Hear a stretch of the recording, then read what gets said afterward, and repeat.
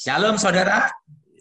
Nah, hari ini kita akan buka Alkitab kita di dalam kitab Yesaya pasal 41. Kitab Yesaya pasal 41 ayat 9 sampai dengan ke-10.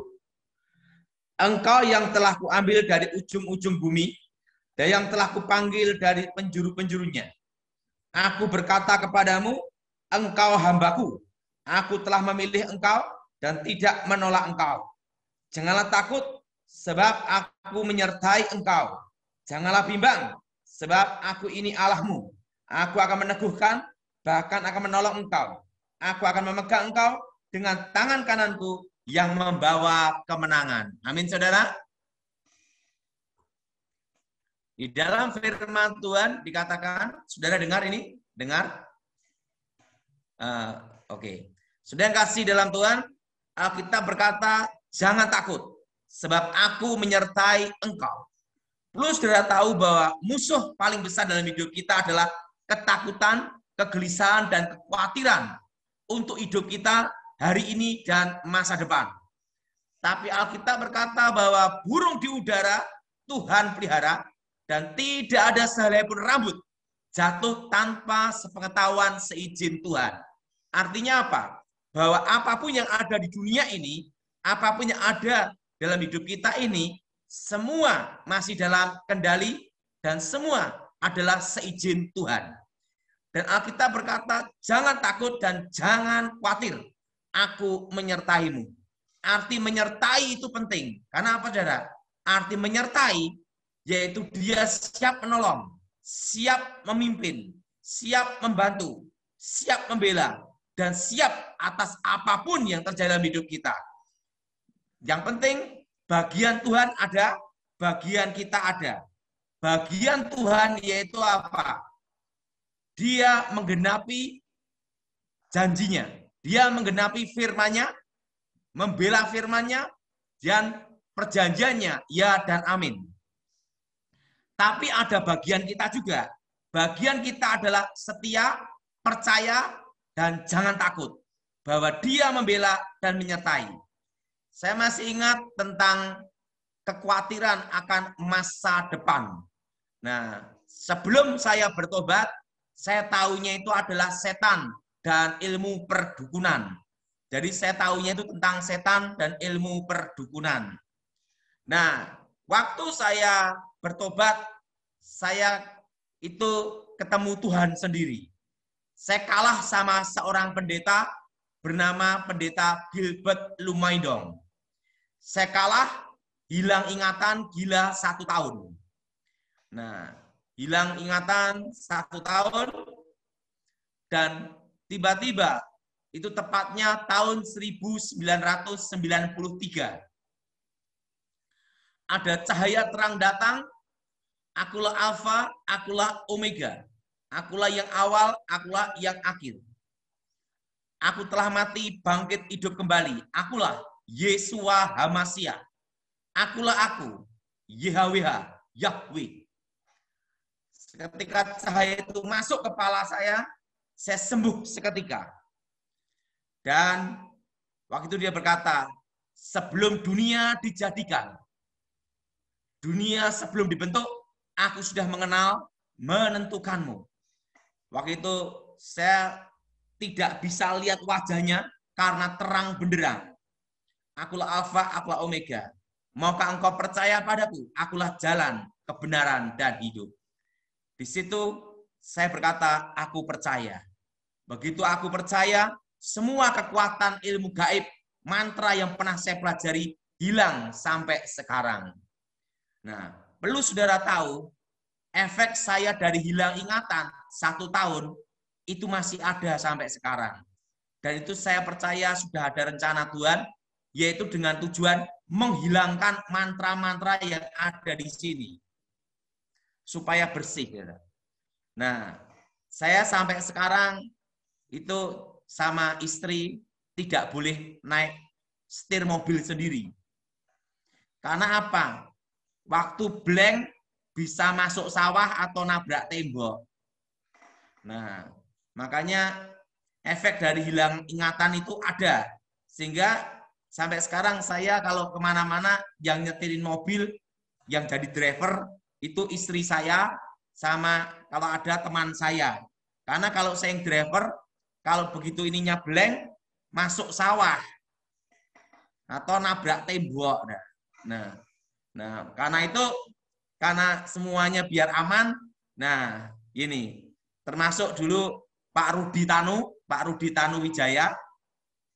Waktu di Solo, saya yang jemput mau makan gudeg ceker tengah malam. Nah, begitu saya setir mobil baru gini, dia tahu kan saya pernah hilang ingatan. Nah, sembuh, kadang ingat, kadang enggak. Langsung dia gini, langsung tangannya dia gini. Daud, kamu sini ganti saya yang setir aja. Jadi karena apa? Karena efek dari saya hilang ingatan tuh sampai sekarang masih ada. Nah, saudara, waktu saya baru bertobat, nah, saya mau masuk sekolah Alkitab.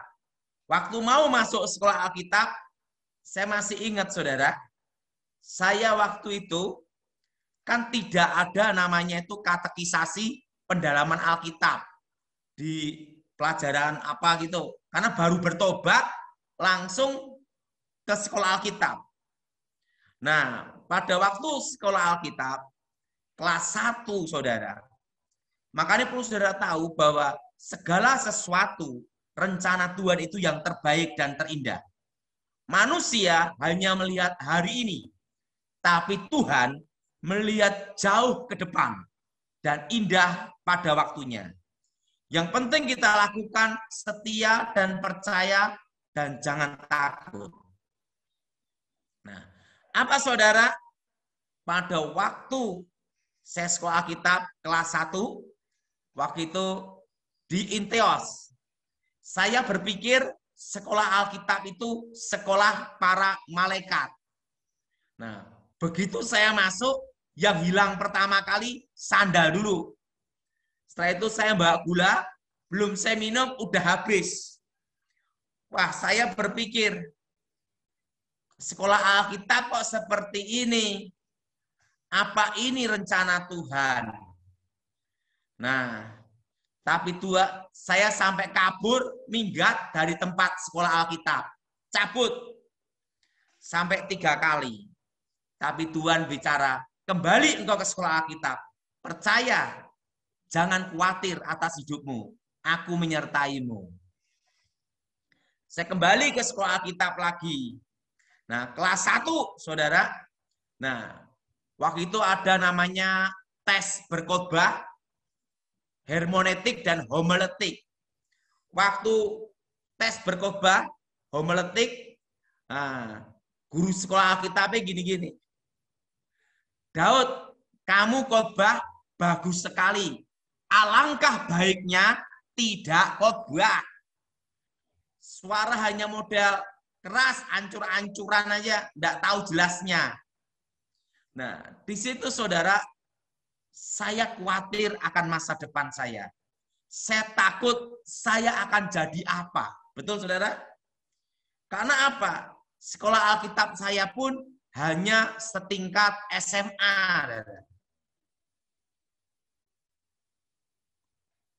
Nah, apa yang terjadi, saudara? Saya sekolah Alkitab. Nah, waktu tes nyanyi, musik. Wah, suara saya kan hancur, saudara. Saya itu semua alat musik bisa pegang, tetapi tidak bisa main.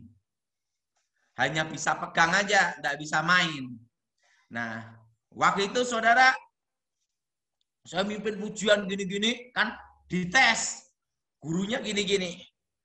Daud, suara kamu bagusnya kalau tidak nyanyi. Hancur katanya. Aduh, saya pikir, mungkin ini ada namanya, kalau khotbah tidak bisa, pujian penyembahan tidak bisa, nah kemungkinan ngajar sekolah minggu. Nah akhirnya saya cari alternatif ngajar sekolah minggu. Bubar. Nah karena pada takut semua. Nah kelas 1 sekolah Alkitab tuh saya berpikir, Tuhan masa depanku gimana? Di situ ada ketakutan dalam hidup saya, kegelisahan, untuk menghadapi masa depan yang akan saya jalani. Bagaimana nasib saya, masa depan yang akan saya jalani. Nah, ada satu malam yang merubah hidup saya. Waktu saya doa, saya menangis di hadapan Tuhan. Saya ngomong, Tuhan, aku mau jadi apa? Masa depanku gimana? Alkitab berkata, jangan takut. Ingat saudara, aku menyertaimu. Itu luar biasa ayat itu. Penyertaan Tuhan itu dahsyat, saudara. Mari engkau bangkit berdiri. Ada satu kekuatan yang luar biasa yang mengangkat tubuh saya. Tiba-tiba muncul dari mulut saya bahasa roh. Bahasa lidah asing, bahasa Chinese, bahasa Ibrani. Tiba-tiba tangan saya bergerak, teknik berkhotbah. Intonasi berkhotbah. Tiba-tiba Tuhan bicara sama saya. Jutaan manusia mendengar khotbahmu. Dan keempat, penjuru mata angin di Indonesia, engkau akan dikenal. Dan engkau akan menginjakkan kakimu di 3 benua. Waktu itu saya berpikir, Tuhan, kok mikirkan jutaan atau mikirkan 3 benua? Mikirkan sekolah Alkitab aja udah pusing, saudara. Gimana nasib saya ke depan? Nah, suatu kali, saudara, saya serahkan hidup pada Tuhan, tiba-tiba dapat undangan khotbah yang pertama kali. Saya mendapat undangan khotbah yang pertama kali. Waktu itu ada undangan khotbah yang pertama kali. Kan Tuhan janji jutaan. Berarti minimal sekali khotbah kan 1.000 orang atau 2.000 orang. Nah, waktu saya khotbah pertama kali, yang datang hanya 2 orang. Nah, 2 orang saja, 1 orang gila, 1 orang normal. Jadi kalau saya khotbah, dia juga ikut khotbah. Nah, disitulah saya berpikir, gimana masa depan saya? Nah, penting kalau dalam kondisi seperti itu, saudara percaya penyertaan Tuhan, jangan takut dan gelisah. Jangan khawatir. Serahkan masa depanmu pada Tuhan. Ingat, tidak ada sehelai pun yang jatuh tanpa sepengetahuan seizin Tuhan. Nah, saudara, hal itu saya jalani. Kelas 1, kelas 2, kelas 3. Saya pelayanan di desa, pelayanan penginjilan gitu, saudara. Nah, waktu mau wisuda sekolah Alkitab, saya masih ingat, saudara. Nah, waktu wisuda sekolah Alkitab, ayah saya, ibu saya, kakak saya, adik saya, tidak ada yang datang. Saya bingung, ada apa ini mereka tidak datang. Akhirnya saya pulang pakai angkot. Sampai rumah, apa yang terjadi, saudara? Ayah saya dipecat, kakak saya dipecat, adik saya dipecat, di PHK. 1 hari dipecat rame-rame di PHK. Saya berpikir, apakah ini rencana Tuhan? Tapi kata-kata jangan takut, aku menyertaimu. Nah, segala sesuatu diizinkan Tuhan supaya kita lebih dekat dengan Tuhan. Raja Wali itu kalau ada badai tambah naik ke atas, betul? Nah, kadang Tuhan izinkan badai itu datang, tapi Dia berjanji memberikan kita kekuatan baru. Amin. Berjanji memberikan kekuatan apa, saudara? Kekuatan yang baru. Nah, hari-hari itu, saudara, saya berdoa dan tiba-tiba Tuhan bicara, Daud, apa yang di tanganmu lakukan dengan setia? Ada plastik bekas gula di tangan saya. Ada plastik. Tuhan, apakah aku mau jadi pemulung? Nah, apakah aku mau jadi pemulung, Tuhan? Tuhan bicara, engkau jual plastik dan dengan tanda salib inilah engkau akan menang. Dan apa yang terjadi, saudara? Di situ saya ngomong sama orang tua saya. Ingat, saudara, kadang sekitar kita tidak mendukung kita.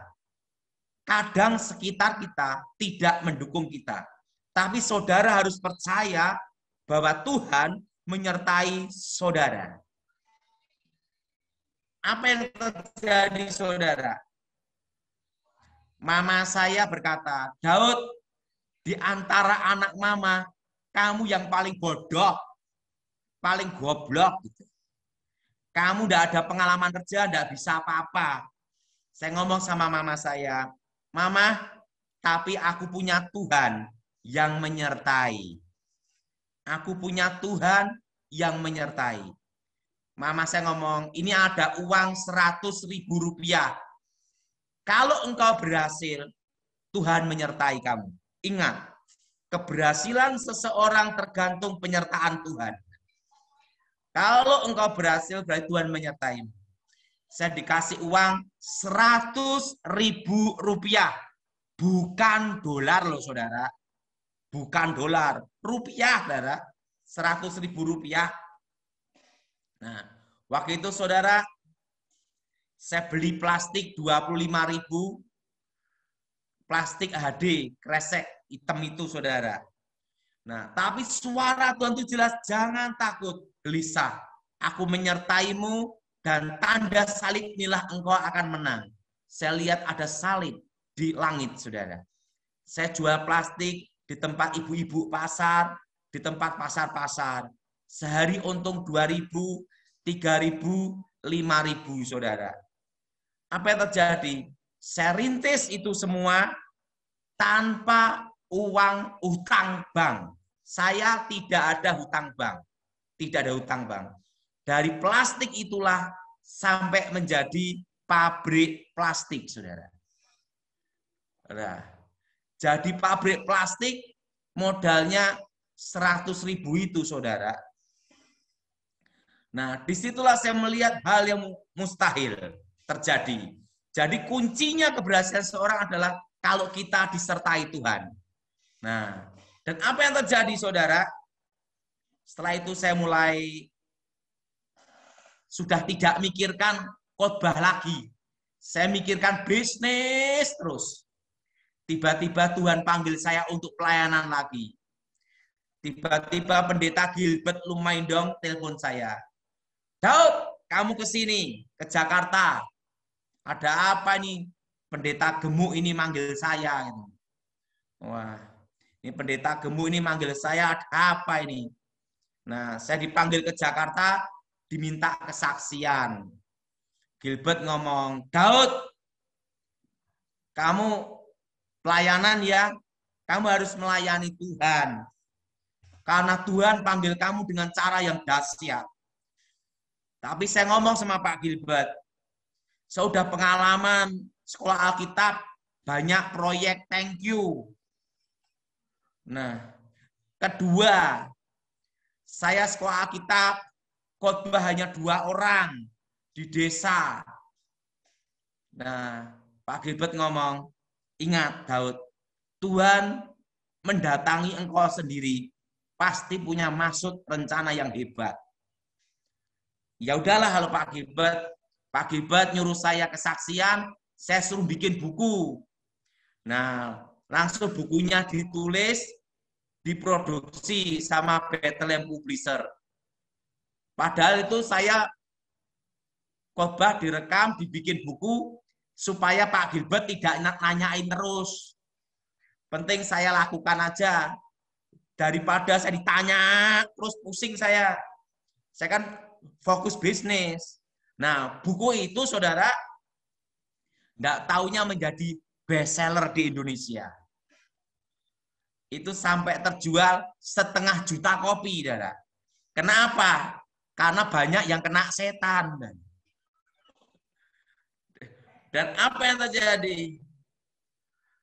Gara-gara buku itu bestseller, saya mau tidak mau, karena itu buku, harus bertanggung jawab, saudara.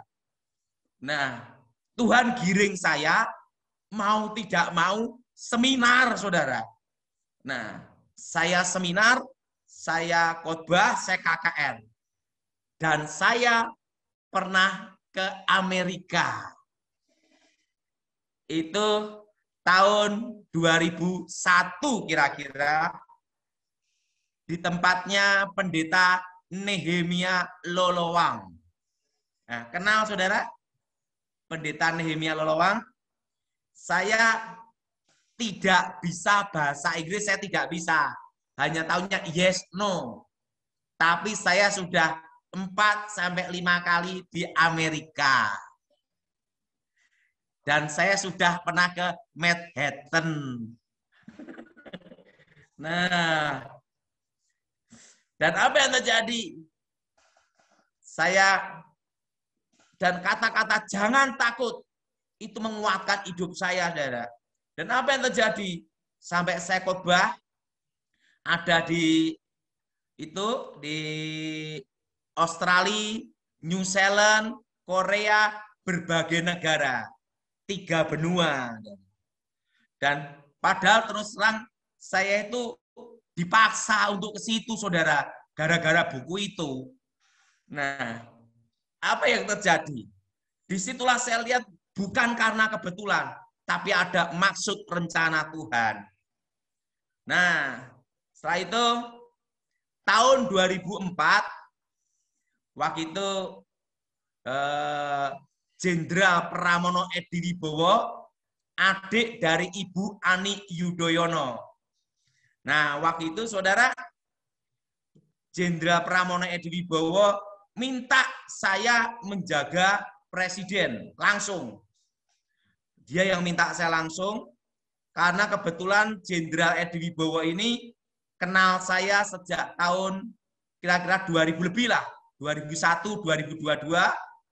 Seingat saya waktu itu dia menjadi ajudan Megawati.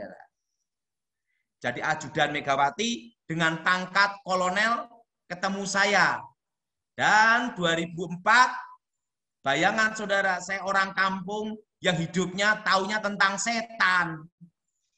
Nah, diminta untuk menjaga presiden untuk masalah setan. Hal-hal yang berhubungan supranatural. Karena Pak Edi Wibowo cerita, yang tahu setan adalah bekas setan. Nah, yang tahu hantu ya bekas hantu. Nah, saya diminta menjaga presiden tidak lama, saudara. Dari tahun 2004 sampai 2014. Khusus di bidang supranatural tentang setan. Termasuk kalau ada sesuatu kejahatan atau kasus yang berhubungan dengan ilmu hitam atau kesulitan untuk kasus itu, saya diminta untuk doa, untuk menghilangkan ilmu, dan memberitahu apa yang harus dilakukan, misi dan misinya. Jadi saya, Pak Edi Wibowo, kalau mau tugas apa, dikasih petunjuk dari Ibu Ani Yudhoyono, langsung saya berdoa, Tuhan ngasih petunjuk itu. Dan petunjuknya itu tidak pernah gagal. Dan Pak Edi Wibowo dalam tugas itu berhasil semua sesuai petunjuk dari Ibu Ani Yudhoyono. Dan setelah itu saya berdoa dan lakukan semuanya. Nah, jadi keberhasilan itu bukan karena saya kan bukan orang militer. Saya bukan orang militer. Saya hanya berdoa dan mendengar suara Tuhan, saya kasihkan ke Pak Edi Wibowo. Pak Edi Wibowo yang jalankan petunjuk itu, dan saya mendampingi beliau. Nah, saya mendampingi beliau di lapangan, sering di lapangan, kadang di mana itu selama 10 tahun. Dan beliau itu jenderal yang rendah hati, saudara. Jadi ini foto, itu pada waktu saya mendampingi beliau, waktu itu beliau adalah Danjen Kopassus, Komandan Jenderal Pasukan Elit, Pasukan Khusus Baret Merah, saudara. Nah, oke, lanjut Pak ya, langsung ya. Nah, saudara yang kasih dalam Tuhan, waktu itu foto itu waktu tugas itu tidak boleh difoto, saudara. Waktu itu saya izin sama jenderal berkata gini, baiklah, satu aja. Nah, itu untuk kenang-kenangan. Nah, foto ini ada di Cikeas dan ada di rumah Jenderal Edi Wibowo di tempat kebunnya. Nah, karena saya kalau sering diminta untuk menghadap Ibu Ani Yudhoyono, kan rumahnya Pak Edi Wibowo dengan rumahnya Ibu Ani dekat. Jadi saya duduk-duduk dulu tempatnya Pak Edi Wibowo, setelah itu jalan ke tempatnya Pak SBY untuk menemui Ibu Ani Yudhoyono. Jadi yang memberi saya tugas-tugas khusus dulu adalah Ibu Ani Yudhoyono, saudara. Nah, jadi itu 10 tahun. Nah, setelah beliau pensiun, Pak Edi Wibowo pensiun, kamu mau foto berapapun boleh. Jadi kalau waktu tugas nggak boleh, hanya sekali itu aja. Dan saya kan ingin ada kenang-kenangan selama sama beliau 10 tahun, saudara. Nah, akhirnya beliau izinkan. Nah, terusan 2014, jadi waktu saya diminta Jenderal Edi Wibowo, itu harus ada izin. Izinnya dari Pendeta Gilbert Lumaindong. Dan Pendeta Gilbert Lumaindong ini setiap kali saya ditugaskan, dia mendoakan. Nah, Daud, kamu kan tugasnya berdoa untuk visi dan misi, untuk minta petunjuk supaya tidak salah dan keliru. Makanya Pendeta Gilbert dampingi. Jadi kalau Pak Edi Wibowo minta doa, minta petunjuk, langsung saya doa, langsung Pak Gilbert Lumaindong berdoa supaya tugas itu berhasil. Nah, langsung tugasnya itu apa, saya berdoa, langsung dilaksanakan. Dan puji Tuhan 10 tahun tidak pernah gagal. Termasuk ada yang ngirim ilmu santet ke Pak Edi Wibowo yang sampai pakunya gini nih, itu waktu itu ajudannya namanya Obay, itu doa dan nama Yesus, jatuh langsung pakunya di depan gini. Nah, di situ saya lihat satu, penyertaan Tuhan. Tanpa penyertaan Tuhan tidak bisa, saudara. Makanya saudara, kalau kita disertai Tuhan, jangan takut, jangan gelisah. Percaya Tuhan menyertai. Amin. Nah, saudara, bagaimana pesan Tuhan untuk corona ini? Nah, saya akan memberitahu saudara tentang masa yang akan datang. Waktu 2014, saya minta berhenti sama Jenderal Pramono Edi, karena Pramono Edi Wibowo pensiun 2013. Saya minta 2014 saya berhenti, karena kan juga Bapak Presiden Susilo Bambang Yudhoyono itu juga berhenti untuk menjadi presiden itu 2014, yaitu apa? Masa jabatannya berakhir. Kan masa jabatan berakhir Bapak Susilo Bambang Yudhoyono kan berakhir 2014. Nah, karena itu saya ketemu Ibu Ani Yudhoyono, setelah itu saya ketemu Pak Edi Wibowo, saya pamitan karena saya mau melayani Tuhan. Tapi Ibu Ani pesan, pokoknya kalau kita ada apa-apa, Daud tetap ke sini ya, doa ya. Ya. Nah, terusan itu Pak Edi Wibowo ngomong, Daud, kamu gimana? Ya saya ya tetap setia sama Jenderal Pramono Edi, saya bilang gitu. Nah, 2014 saya khotbahkan pesan Tuhan bahwa Indonesia dipulihkan Tuhan 25 tahun. Dimulai dari krisis 98. Tetapi sebelum terjadi pemulihan Indonesia tahun 2023, sebelum pemulihan Indonesia tahun 2023, akan terjadi krisis ekonomi. Anginnya akan datang 2018, 2019, dan badainya datang 2020. Dan bulan 6, bulan 7, Indonesia mengalami stagnat ekonomi. Berhenti. Stagnat ekonomi untuk menuju tahun pemulihan Indonesia 2023. Setitik terang datang. setitik terang datang. Dan apa yang terjadi? Itu 2014, 15 sampai 2019 saya khotbahkan di mana-mana, saya dianggap orang gila. Saya dianggap orang gila, halusinasi. Sampai pendeta Gilbert Lumaindong ditegur. Itu 2020 Januari, tanya Daud Tony, karena saya ini bawahannya pendeta Gilbert. Saya ini bawahan. Saya ini pelayan Injil. Saya pemberita Injil. Saya bukan pendeta. Saya bukan pendeta, saya hanya pelayan Injil, pelayanan sama pendeta Gilbert Lumaindong, bawahan anak buah dari pendeta Gilbert Lumaindong. Karena itu ditegur kanan kiri Pak Gilbert. Ngomong gini, katanya Daud ngomong 2020 itu katanya pesan Tuhan akan terjadi, badai ekonomi akan datang, krisis akan datang, akan dimulai krisis itu. Waktu itu Pak Gilbert berkata, ini kan Januari, belum akhir 2020. Januari, Februari, Maret, April. Corona, saudara. Dan stagnat ekonomi. 2020, semua karena apa? Di berbagai negara lockdown, Indonesia PSBB. Dan apa yang terjadi, saudara? Apa pesan Tuhan untuk ini? Plus sudah tahu,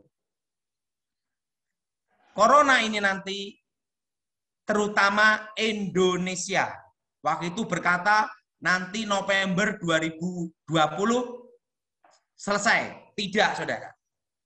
Tuhan memberi petunjuk untuk Indonesia ya. Untuk Indonesia, bukan Amerika. Bukan Amerika. Jadi untuk Indonesia, itu belajar normal 2022. Itu belajar normal, itu tahun berapa, saudara? 2022. Nah, apalagi sekarang kan dengan adanya corona di India, ribut kan? Dan plus saudara tahu, belajar normal itu tahun 2022. Ingat, vaksin di Indonesia tidak bisa 3 bulan selesai. Nah, Indonesia lah kita ngomong tidak bisa 3 bulan. Nah, bisa-bisa apa? Akhir tahun. Nah, bisa-bisa itu. Karena itu kan vaksin ya, bisa 1 tahun, saudara. Nah, tahun depan 2022 itu baru belajar normal. Dan setitik terang akan datang atas Indonesia 2023, awal pemulihan. Makanya tahun 2019 saya berkhotbah supaya semua berkebun beli tanah di Indonesia, supaya tidak stres. Dan 3 tahun sebelum tahun 2020, saya sudah beli tanah-tanah di Boyolali untuk berkebun. Ini posisi saya di kebun alpukat, kebun durian. Jadi saya persiapan sebelum terjadi krisis. Nah, walaupun orang mengatakan saya gila, saya kan ada di lereng Gunung Merapi, di daerah Boyolali, di daerah Musuk, Keposong, ini di daerah Wates. Ini Watesari ya, daerah Musuk, Keposong. Apa yang terjadi, saudara? Tuhan tunjukkan. Nah, perlu sudah tahu bahwa corona ini nanti 5 tahun ke depan sampai 10 tahun. Ingat, 5 tahun sampai 10 tahun corona ini akan bermutasi dan puncaknya adalah error. Puncaknya error. 5 tahun ke depan nanti kasusnya jadi kayak kasus virus influenza flu biasa. Jadi semua akan jadi virus influenza biasa. Flu biasa. Itu 5 tahun ke depan puncaknya error. Tapi Tuhan bicara pada saya bahwa Tuhan akan memelihara kita di tengah-tengah kesusahan. Amin. Nah, itulah pesan Tuhan yang saya sampaikan kepada saudara. Dan perlu saudara tahu, segala sesuatu pasti ada rencana Tuhan.